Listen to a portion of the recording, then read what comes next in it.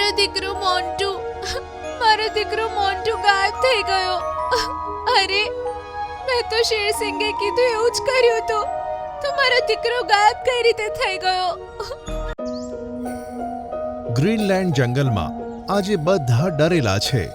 જેને પણ જુઓ તેના બધાના ચહેરા પીળા પડી ગયા છે.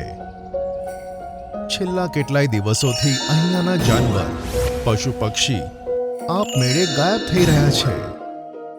આજે સવારે જ ચુનમુન ચકલીનું બચ્ચું ગાયબ થઈ ગયું. તે તો બિચારી પોતાના માળામાં બેઠી બેઠી આંસુ વહાવતી હતી. મારું બચ્ચું, મારું નાનકડું બચ્ચું.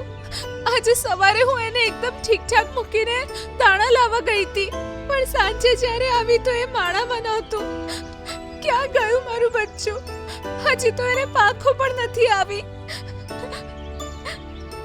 જંગલના બધા જાનવર ચુનમુન ચકલીને આશ્વાસન આપતા હતા, પણ એક માનું બચ્ચું ખોવાઈ જાય ત્યારે એનો દર્દ એક માને જ ખબર પડે છે, કારણ કે માં તો માં હોય છે. પિન્ટુ વાંદરો, જે ચુનમુન ચકલીનો સારો દોસ્ત હતો, તે તેના આંસુ લૂછતા લૂછતા તેને કહે છે કે, ચુનમુન, કેટલું રડીશ તું? અમે શોધીશું ને તારા બાળકને. તું કેમ હેરાન થાય છે? અમે છીએ ને બધા અહીંયા. પિન્ટુ, હું એક માં છું. મારે આ કહેવું તો ના જોઈએ, પણ પાછલા દિવસોમાં જેટલા પશુઓ ગાયબ થયા છે એ નથી મળ્યા.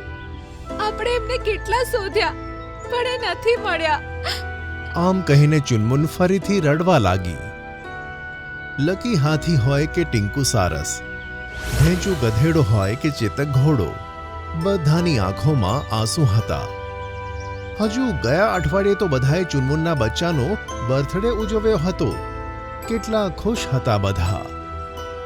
પણ આજે બધું જ ખતમ થઈ ગયું. આપણા જંગલને કોની નજર લાગી ગઈ ટિંકુ ભાઈ? કેટલા ખુશ રહેતા હતા આપણે બધા.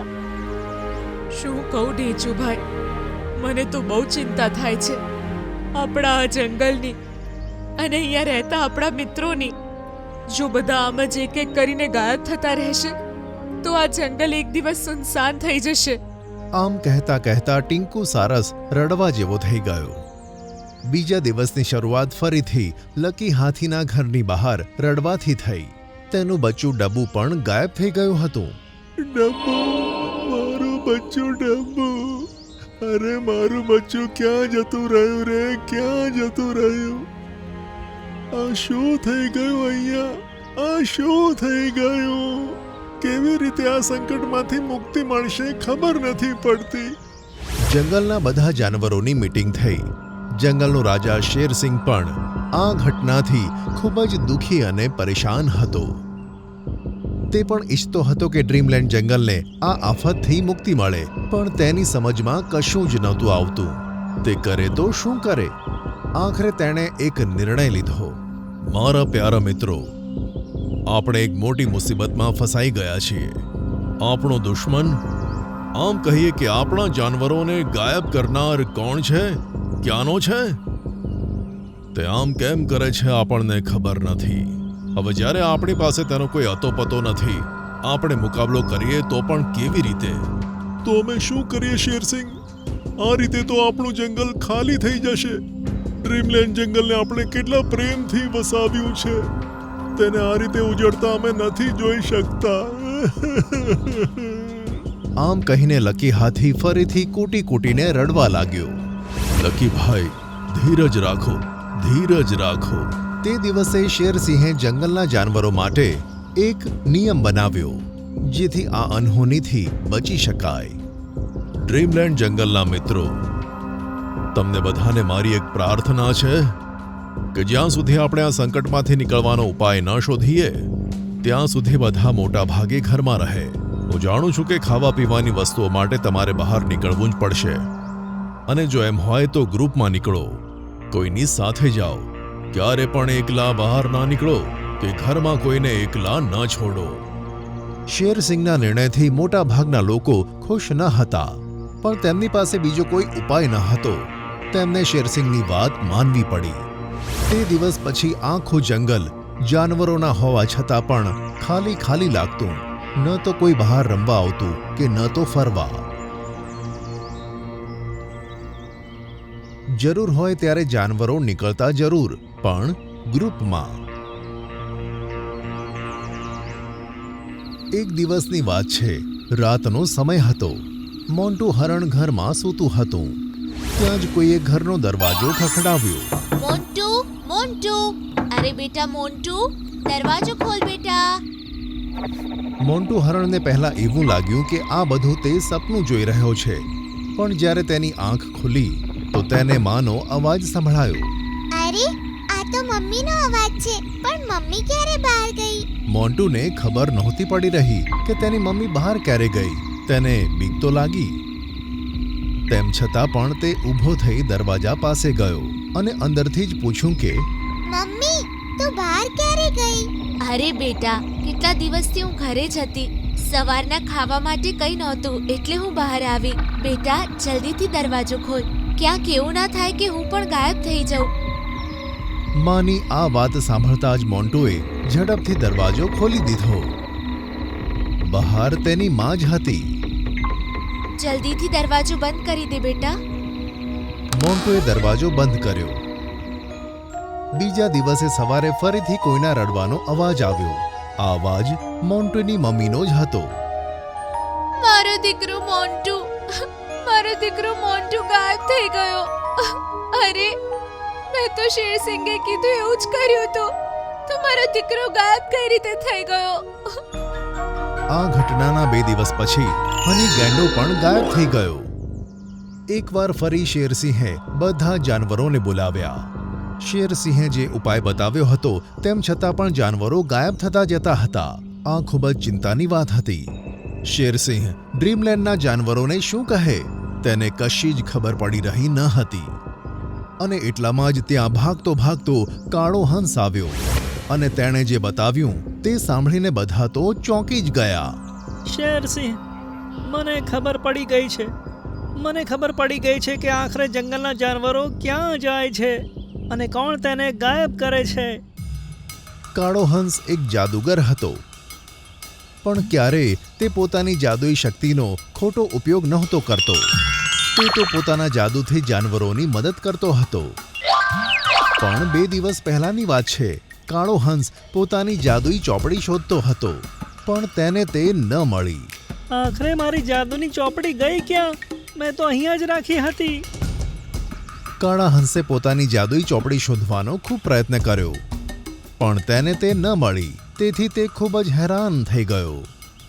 ત્યાર પછી તેણે પોતાની જાદુઈ ચોપડીની શોધ કરવા માટે તેના ઘરમાં રાખેલા જાદુઈ અરીસાને કહ્યું કે જાદુઈ અરીસા, મને બતાવ, ક્યાં છે મારી જાદુઈ ચોપડીનો પત્તો? થોડી વાર પછી જાદુઈ અરીસામાંથી ધુમાડો નીકળ્યો અને પછી બધું તેમાં સાફ સાફ દેખાવા લાગ્યું. જાદુઈ અરીસાએ બતાવ્યું કે કેવી રીતે મોગેમ્બો અજગરે તેના ઘરમાં ઘૂસીને તે જાદુઈ ચોપડી ચોરી લીધી. શેરસિંહ, મોગેમ્બો અજગરે જાદુઈ ચોપડીનો ખોટો ઉપયોગ કર્યો છે. તેણે જાદુઈ ચોપડીના તે મંત્રનો ઉપયોગ કર્યો છે જેનાથી તમે કોઈ પણ પ્રાણીનું રૂપ ધારણ કરી શકો છો, એના જેવું બોલી પણ શકો છો. તેની તો હું વાટ લગાડી દઈશ. તેને મારીને પાપડ બનાવીશ. પણ કાળા હંસ, તે આમ કેમ કરે છે? શું તેણે બધા જાનવરોને મારી નાખ્યા? ના, તેણે નથી માર્યા, પણ કાલે તે બધાને મારી નાખશે, કારણ કે કાલે અમાસ છે. તે પેલા બધા જાનવરોને મારીને તે શક્તિ લેવા માંગે છે, જેના કારણે તે આખી દુનિયાના જંગલોનો રાજા બની જશે. તે રાજાની તો હું બેન્ડ વગાડીશ. અમાસ તો કાલે છે ને, આજે જ જઈએ તેની ગુફામાં. શેરસિંહ જંગલના બધા જાનવરોની સાથે તે ગુફા પાસે પહોંચી ગયો. શેરસિંહ, આપણે ગમે તે કરીને તેની પાસેથી જાદુઈ ચોપડી લેવી પડશે, નહીં તો તે આપણા માટે પણ ખતરો બની જશે, કારણ કે જાદુઈ ચોપડી વગર તેની શક્તિ કશું જ નથી. એ તો ઠીક છે, પણ અંદર જશે કોણ? ગુફામાં જતા તેની નજર તે જાનવર પર પડી જશે. અને પછી કાળા હંસે પોતાની આંખો બંધ કરી અને એક મંત્ર બોલ્યો. પાણીમાં રહેતી માછલીને કહેવાય છે મીન, જલ્દી સામે આવી જા જાદુઈ બીન. અચાનક ત્યાં જાદુઈ બીન આવી ગઈ. તેને હાથમાં લઈને કાળા હંસે કહ્યું કે શેરસિંહ, આ કોઈ સાધારણ બીન નથી, જાદુઈ બીન છે. તેને વગાડવાથી ભયંકરથી ભયંકર સાપ નાચવા મજબૂર થાય છે, પણ આ બીનને સૌથી તાકાતવર જ વગાડી શકે. શેરસિંહ, તમે તાકાતવર છો અને રાજા પણ, તેથી આ બીન તમારે વગાડવી પડશે. કાળા હંસ પાસેથી તે જાદુઈ બીનની શેરસિંહે લીધી અને વગાડવાનું શરૂ કર્યું. થોડી જ વારમાં મોગેમ્બો અજગર નાચતો નાચતો બહાર આવ્યો. તેને જોઈને બધા જાનવરો સંતાઈ ગયા. જ્યારે તે આખો ગુફાની બહાર આવ્યો ત્યારે કાળો હંસ તેની ગુફામાં ગયો, પણ ફક્ત જાદુઈ ચોપડી જ તે બહાર ન લાવ્યો. બંદી બનાવેલા બધા જાનવરોને તેણે બહાર કાઢ્યા. થોડી વાર પછી સિંહે બીન વગાડવાનું છોડ્યું અને સીધે જ અજગરની ગરદન પકડી. છોડો, છોડો મને, શેરસિંહ, છોડ મને. તમે મને ઓળખતા નથી. હમણાં જ હું તમને મારા જાદુથી કીડી બનાવી દઉં. તેની આ વાતથી જંગલના બધા જાનવરો તેની ઉપર હસવા લાગ્યા. મોગેમ્બો અજગરે એ પણ જોયું કે જે જાનવરોને તેણે બંદી બનાવ્યા હતા તે પણ બહાર આવી ગયા. આથી તેને ખૂબ જ ગુસ્સો આવ્યો. કોણે તેમને બહાર નીકાળ્યા? ઊભા રહો, હમણાં જ તેની વાટ લગાવું છું. જે જાદુઈ ચોપડીને કારણે તું આવું કરતો હતો ને, તે મારી પાસે છે. મારી ચોપડી, મારી ચોપડી મને પાછી આપ, નહીં તો હું તને નહીં છોડું. છોડીશું તો અમે નહીં, મારીને તને પાપડ બનાવી દઈશું. અને પછી શેરસિંહે તેની ધોલાઈ ચાલુ કરી. અરે મારી ગયો, અરે મારી ગયો, છોડી દો મને, અરે મારી જ નાખશો, અરે ભૂલ થઈ ગઈ, અરે મને છોડી દો. શેરસિંહે તેની એવી ધોલાઈ કરી કે તેની હાલત જ ખરાબ થઈ ગઈ. તે બધા જાનવરોના પગે પડીને પોતાના જીવની ભીખ માંગવા લાગ્યો. જાનવરોને તેની ઉપર દયા આવી. તેને તો છોડી દીધો, પણ તેને સાફ કહી દીધું, આજ પછી ડ્રીમલેન્ડ જંગલની આજુબાજુ પણ જોવા મળ્યો તો તને ધરતી પરથી ગાયબ કરી દઈશ. અરે ડ્રીમલેન્ડ શું? હું કોઈ જંગલમાં નહીં દેખાવ, હું હિમાલય પર જતો રહીશ. આ કહીને તે ત્યાંથી જતો રહ્યો. બધા જાનવરો ફરીથી ખુશી રહેવા લાગ્યા. હા, પણ મારી બધી મહેનત બેકાર ગઈ. આવતીકાલે જ્યારે મિંકુ સસલું આવશે ત્યારે હું તેના પરિવારને શું જવાબ આપીશ? ડ્રીમલેન્ડ જંગલમાં સવાર પડતા જ બધા જાનવરો ફરવા માટે નીકળી પડતા. ફક્ત એક સારસ જ હતું જે પોતાની તૂટેલી પાંખોને કારણે ક્યાંય નીકળી શકતો ન હતું. એક દિવસ જ્યારે બધા જાનવર ભેગા થઈને મિંકુ સસલાના ઘરે પહોંચ્યા ત્યારે તે પોતાના ઘરની બહાર સફાઈ કરતો દેખાયો. અરે મિંકુ, તું સફાઈ કેમ કરી રહ્યો છે? આજે ફરવા નથી આવું? ના રામુ, હું ક્યાંય ફરવા નથી જવાનો. કેટલાક દિવસ પહેલા હું અહીંયા આવ્યો હતો અને મારા પરિવારને જ હું ભૂલી ગયો. પણ હવે હું તેમને લેવા જઈ રહ્યો છું. હવે બધા અહીંયા જ રહેશે.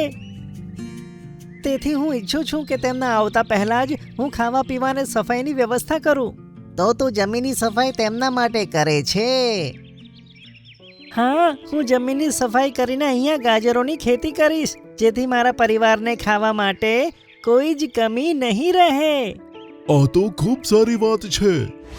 અત્યારે તમે જાઓ, હું થોડા દિવસ પછી ફરવા આવીશ. હા, પણ તારો સાથ આપવા માટે કોઈ તો અહીંયા હોવું જોઈએ ને. અને પછી રામો હાથીએ સારસને કહ્યું કે સરસ, તું અહીંયા મિંકુ સાથે વાતો કરતો રહેજે, જેથી તેનું મન લાગી રહે. અમે બધા જઈએ. કહીને તે બધા જતા રહ્યા. હવે મિંકુ સસલાએ સારસ સાથે વાતો કરતા ગાજરની ખેતી કરવાનું શરૂ કર્યું. વાતોથી તે બંને જણા જરા પણ બોર ના થયા. પહેલા સફાઈ કરી, પછી પાક વાવ્યો. આમ પાક વાવતા સાંજ પડી. સારસભાઈ, મેં તો વાવણી કરી નાખી, પણ મારે આજે સાંજે નીકળવું પડશે. મને ખબર નથી પડી રહી કે મારા પાછા આવતા સુધી મારા વાવેલા પાકની દેખભાળ કોણ કરશે. મારી પાસે કોઈ કામ નથી મિંકુ. તેની દેખભાળ હું રાખીશ. તું જરાય ચિંતા કર્યા વગર તારા પરિવારને લઈ આવ. તમારો ખૂબ ખૂબ આભાર સારસભાઈ. આમ કહીને મિંકુ સસલું ત્યાંથી નીકળી પડ્યું. સારસ હજુ બેઠો બેઠો જમીનની રખેવાળી કરતો જ હતો ત્યાં તો અચાનક જમીનમાં ધ્રુજારી થવા લાગી. તેણે જોયું કે સામેથી બે મોટા ગજરાજ દોડતા આવે છે. ઊભા રહો, તમે આ જમીનની બાજુ ના જાઓ. તેમણે સારસની વાત પર ધ્યાન ન આપ્યું અને તે ખેતીની જમીન પર આવીને ઝઘડવા લાગ્યા. ઓલે તું લે! બંને લડતા ઝઘડતા આગળ તરફ નીકળી ગયા. સારસે જોયું કે જેટલા બીજ વાવ્યા હતા તે બધા જમીનની ઉપર આવી ગયા. પાક ઉગ્યા પહેલા જ બરબાદ થઈ ગયો. અરે, આ તો બહુ ખરાબ થયું. બિચારો મિંકુ આટલી મહેનત કર્યા પછી મારા ભરોસે પાકને છોડીને ગયો હતો. તે પાછો આવશે તો હું તેને શું જવાબ આપીશ? સારસે જોયું કે એક ચકલી ઝાડ ઉપર બેઠી બેઠી તેને જ જોયા કરતી હતી. બાકીના જાનવરો પણ પાછા આવી ગયા. તેમણે પણ બરબાદ થઈ ગયેલું ખેતર જોયું. સારસે તેમને બધું કહી બતાવ્યું. આ તો ગજરાજોએ સારું નથી કર્યું. સારસ, જો અમે હોત ને તો તેમને સારી સજા આપત. સજા આપવાથી કશું નહીં થાય. ખેતરની જવાબદારી મારી છે. હું ફરીથી બીજ વાવીશ. તેનું આ સાહસ જોઈને બધા જાનવરો હેરાન થઈ ગયા.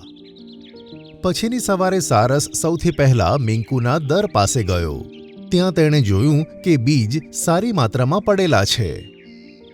સૌથી પહેલા તો તેણે ખેતરની સફાઈ કરી. પછી પોતાની ચાંચ અને તૂટેલી પાંખ વડે ખેતરમાં બીજ વાવવા લાગ્યો. બધા જાનવરો પોતાના કામમાં લાગ્યા રહેતા અને સારસે 2 દિવસ સુધી બીજ વાવવાનું કામ કર્યું. તેણે બધા બીજ વાવી દીધા. હવે તેણે શાંતિનો શ્વાસ લીધો અને ત્યાં જ આરામ કરવા બેસી ગયો. હા, થોડા દિવસ પછી જ્યારે મિંકુ આવશે ત્યારે આ બગીચો ગાજરથી ભરાઈ ગયો હશે. ઘણા દિવસો વીતી ગયા અને પાક પણ ઉગવા લાગ્યો. પણ સાંજ પડતા જ જમીનમાં ફરીથી ધ્રુજારી થવા લાગી. અરે બાપરે, ક્યાંક આ લોકો ફરીથી પાક ના બગાડે. તે પાકની આગળ ઊભો થયો પણ ગજરાજ ફરીથી દોડતા આવ્યા અને ત્યાં આવીને ઝઘડવા લાગ્યા. આજે હું તને નહીં છોડું. આજે તો તું મારા હાથોથી નહીં બચી શકે. થોડી જ વારમાં ઉગેલા પાકનો નાશ કરીને તેઓ નીકળી ગયા. સારસ બિચારો ત્યાં જ બેસીને રડવા લાગ્યો. ફરીથી તેની પાસે જાનવરોની ભીડ ભેગી થઈ. હવે તો હદ થઈ ગઈ. આપણે આ બંનેને નહીં છોડીએ. તેમણે જંગલના રાજા શેરુને બોલાવીને બધી વાત જણાવી. હું તે બંનેને હમણાં જ સજા સંભળાવું છું. શેરુ તેમની ગુફા પાસે પહોંચ્યો અને પછી બંને જણાને 10 દિવસ માટે જંગલમાંથી કાઢી મૂક્યા.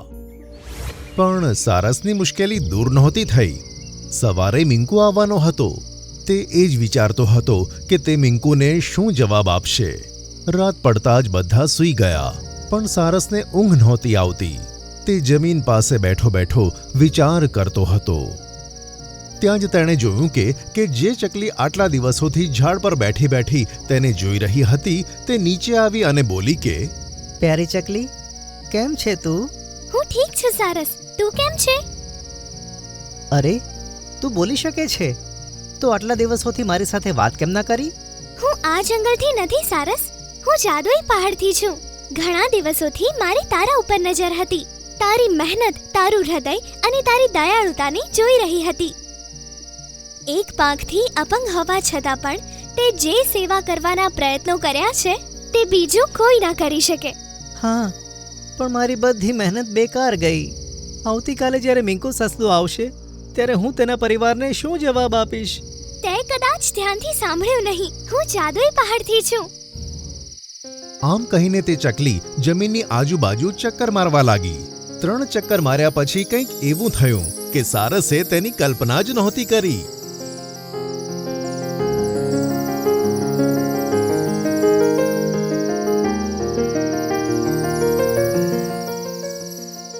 જમીન આપમેળે સાફ થઈ ગઈ અને પહેલા કરતા પણ વધારે ગાજર તેમાં ઉગી નીકળ્યા. અરે આ તો પાક તૈયાર થઈ ગયો. તારો ખૂબ ખૂબ આભાર પ્યારી ચકલી. અત્યારથી આભાર નહીં, હજુ એક કામ બાકી છે. કેવું કામ? અને પછી ચકલીએ સારસની આજુબાજુ પણ 3 ચક્કર લગાવ્યા.